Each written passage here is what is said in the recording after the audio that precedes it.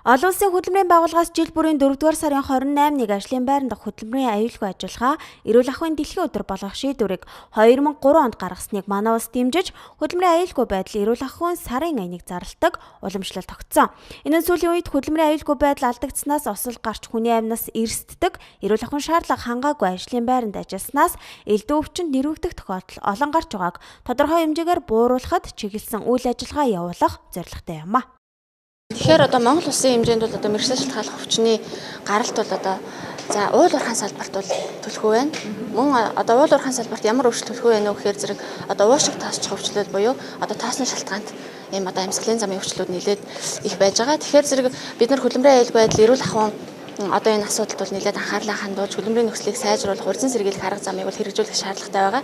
Тэгэхээр манай байгууллагын зүгээс бол мэргэжил шалтгааллах өвчнийг оншилж эмчилж урьдчилан сэргийлэх хөдөлмөр зохицуулт хийхээс гадна хөдөлмөрийн нөхцөлийн үнэлгээ судалгаа зөвлөмж өгдөг ийм газар байж байгаа. Тэгэхээр энэ ажлынхаа хүрээнд бол бид нар хөдөлмөрийн аюулгүй байдал эрүүл ахуйн сарын аяныг тохиолдуулаад холбогдох ажлуудыг зохион байгуулж байгаа, сурчилгаа хийж байгаа, мөн телевизүүтэй хамтраад иргэд олон нийтэд чиглэсэн ийм сургалтуудыг бас явуулж байгаа. Аль болох яг хөдөлмөрийн мэргэжлийн шалтгааллах өвчин гэдэг зүйл бол яг эрүүл ахуйн нөхцөл хангагдаагүйгээсээ болоод эрүүл ахуйн шаардлага хангасан ажлын орчинд ажиллаагүйгээсээ болоод мэргэжлийн шалтгааллах өвчнийг үүсгэдэг. Жишээлбэл дуу шуугаан зөвшөөрөх дэд хэмжээс хэтэрсэн бол тэнд олон жил өртсөн тохиолдолд бид нар шуугааны нөлөөлөлд өртдөг тийм ээ. Түүнтэй тийм учраас бид нар ажлын орчныг эрүүлжүүлэх, аюулгүй болгох юм хэрэгцээ шаардлага байгаа. Хөдөлмөрийн аюулгүй байдлыг хангаж ажиллаагүйгээс эрүүл мэндээр хохирох тохиолдол сүүлийн жилүүдэд харьцангуй багасныг албаны хүмүүс хэлж байна. Сүүлийн 4 жилийн байдлаар үйлдвэрийн ослын дүнг үзвэл 2011-ээс 2013 онд жилд дунджаар 400 орчим осол гардаг байсан бол 2014 онд 73 тохиолдлоор бурчээ. Гэвч нас баралт өмнөх оноос 4 тохиолдлоор нэмэгдсэн гэж байна. Үүний шалтгааныг мэргэжлийн хүмүүс хөдөлмөрийн аюулгүй ажиллагааг бүрэн хангаагүйтэй холбоотой гэж тайлбарллаа. Жишээлбэл өнгөрсөн сард болсон алтай өдөр дээр бас буруулаа момдоор асан ослын асуудал ирээд байна. Хоёрдугаард бас нуу дарагдуулсан асуудал байна. Жишээлбэл осолд орчихлоор зардлыг өгдөггүй. Энэ зардлаа өгөхгүй байна. Би эмчилгээнээр хохирч яах гэсэн ийм асуудлууд бас ирээд байна. Тэгээ Монголд зүгээр уул уурхай барилга хоёрлог гэдэг байгаа шүү дээ. За сүүлийн үед бол боловсролын байгууллага, эрүүл мэндийн байгууллагууд бас ослынтаа гарч яана гэж ярьж байна. Тэгээ энэ бол зүгээр ганцхан салбартай биш юм л да. Энэ бол салбарын дэд засгийн улсын хэмжээгээр яригддаг асуудал. Ер нь алсгүй хохирол юм уу энэ асуудлыг үйлдвэрчний үйлдвэр яаж хандаж яах вэ гэхээр нэгдүгээр зөвлөгөө өгч байна. Хоёрдугаар толгойд хар хэмжээг авах шаттай гэдгийг албан ёсны хариуг аж ахуйн нэгж байгууллагууд өгч шүү дээ. Бодлого хөтөлбөр хууль эрх зүйн орчныг бий болгоод байхад хүүхэн өөрийгөө хамгаалахгүй бол энэ ослын нөхцөл маань буурахгүй байна гэдэг ийм ойлголт төрж байгаа. Тийм учраас ажлын байран дээр аваар осолгүй эндэлгүй ажиллахын тулд цохон ажил олгогчдод нэг талаас шаардах биш. Нөгөө талдаа ажилтны хөлөг хөрөгийг хариуцлах маш хөнгөлөлтөх шаардлагатай байна. Хоёрдугаар бол яг үхээр ажил олгогч маань мэдээж тэр хүмүүс хуулинд хүлээсэн үүргийнхээ дагуу тэр хүмүүсд сургалтыг зохион байгуулах, нэг удаа хамгаалах хэрэгслээр хуцаар хангах тийм ээ.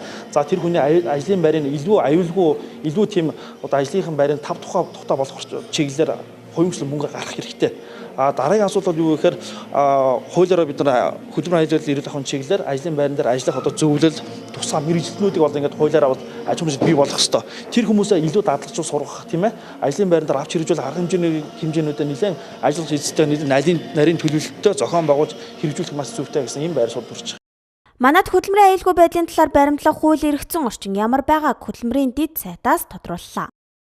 Тэгэхээр энэ жилийн хувьд хөдөлмөрийн аюулгүй байдал эрүүл ахуйн сарын аян бол ажлын байран дээр хөдөлмөрийн аюулгүй байдлын соёлыг хэвшүүлэх гэдэг ийм уриатаагаар явагдаж байгаа. Энэ жилийн хувьд жил бол ингээд бид сарын аяныг явуулаад ирсэн. Энэ жилийн хувьд бол бас хамар хүрээ хийх ажлын асуудлууд бол өргөжж байгаа. Энэ жилийн хүрээнд бас хөдөлмөрийн аюулгүй байдал,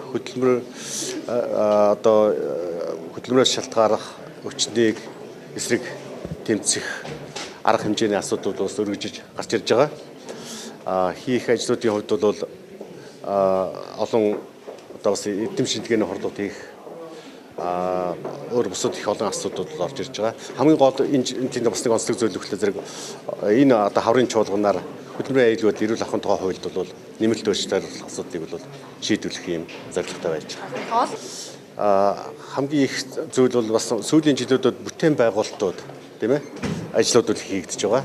Ялангуяа барилгын салбар, заавал уурхайн салбаруудад их бүтээн байгуулалт эзэнтэй холбоотойгоор энэ хөдөлмөрийн аюул байдал эрүүл ахуйн асуудал бол онцгойгоор тавигдаж олон нийтийн анхаарал их орж ирж байгаа л да.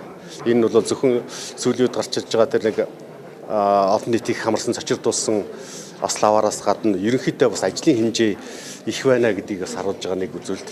Гэхдээ энэ нь бол тийм ч учраас энэ асуудал их онцгой чухал болж гарч ирж байгаа. Бүтээн байгуулалтын ажил идэвхждэг энэ үед үйлдвэрийн осол гардаг байна. Тэр дундаа барилга, уул уурхайн салбарт үйлдвэрийн ослын тоо нэмэгддэг гэж байна. Тиймээс дээрх салбарт ажиллагчдын хөдөлмөрийн аюулгүй байдлыг хангаж ажилуулах тал дээр илүү анхаарч ажиллахаа салбарын төлөөллүүд онцолж байна.